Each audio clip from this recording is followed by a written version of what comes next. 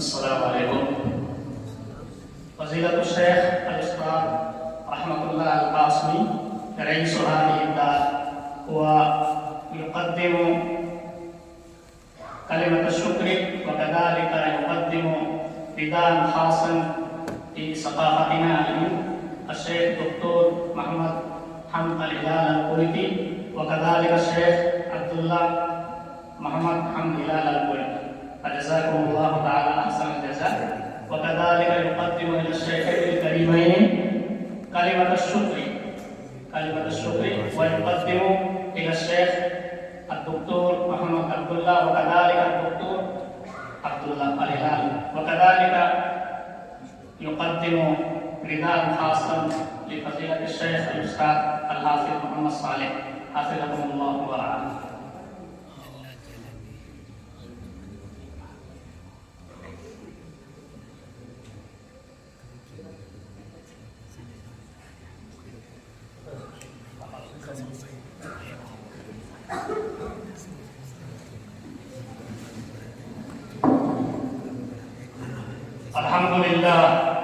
الحمد لله الذي فضل بني آدم على الخلق بالعلم، والصلاة والسلام على أفصح العرب والعجم سيدنا محمد صلى الله عليه وسلم وعلى آله وأصحابه ينابيع العلوم والحكم، وعلى من تبعهم بإحسان إلى يوم الدين.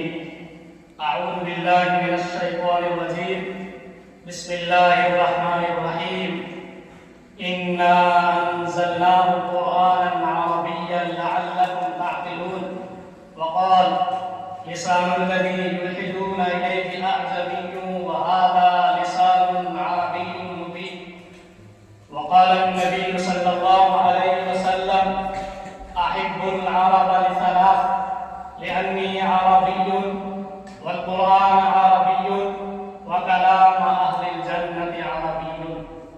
وصدق من قال: من أحب الله سبحانه وتعالى أحب الرسول العربي محمدا صلى الله عليه وسلم، ومن أحب الرسول العربي أحب العرب، ومن أحب العرب أحب العربية. أيها ضيوفنا الكرام والأساتذة والطلاب، أولا وقبل كل شيء نتقدم إلى الله سبحانه وتعالى بالشكر والامتنان على أنه أتاح لنا فرصة ذهبية لهذا اللقاء والزيارة، وجمعنا في هذا المسجد المبارك، فجزاكم الله تعالى أحسن الجزاء. يا ضيوفنا الأكارم، فضيلة الشيخ الدكتور محمد حمد هلال الكويتي حفظه الله ورعاه، وكذلك الشيخ الدكتور عبد الله حمد هلال الكويتي حفظه الله ورعاه، بارك الله في عمركم دائما. وكذلك الشيخ الحافظ القارئ محمد صالح حفظه الله ورعاه. نحن نرحب بقدومكم الميمون في هذه المؤسسة التعليمية التربوية التي شرفتموها ترحيب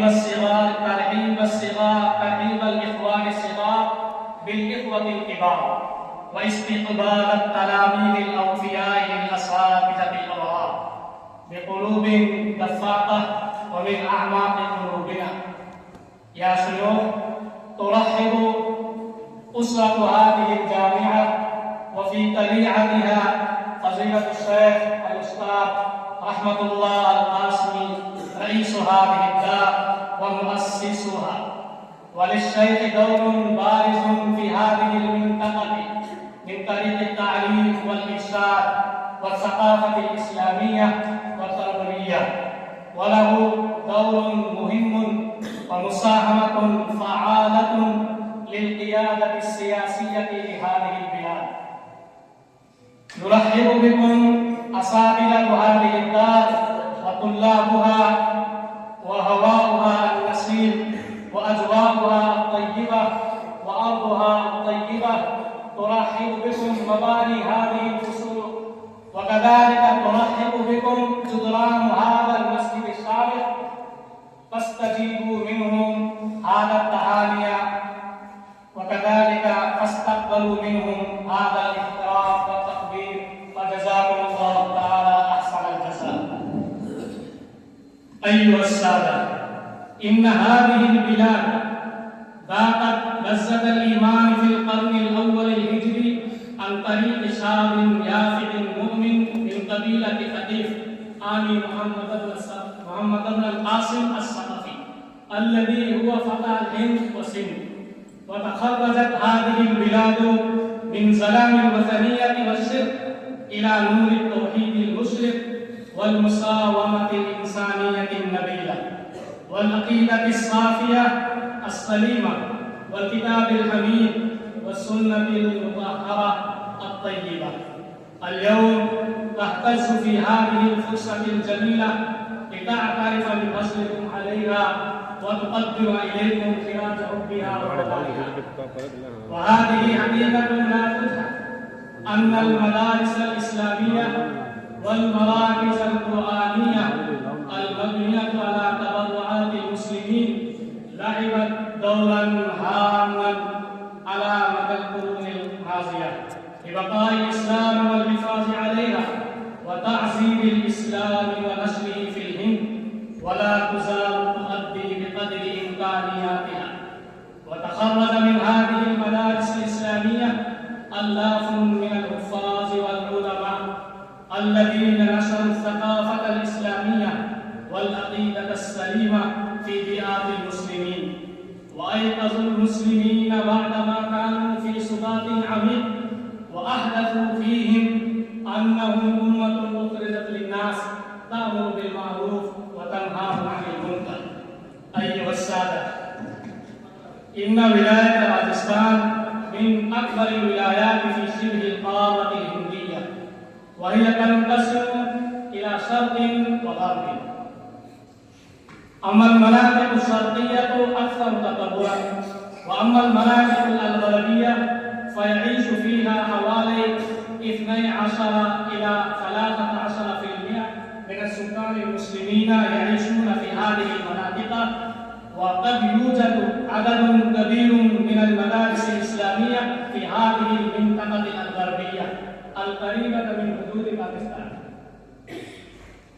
قد يوجد عدد كبير من المدارس الإسلامية في ولاية راجستان في هذه المنطقة. مدارس العربية عدد كبير في هذه المنطقة.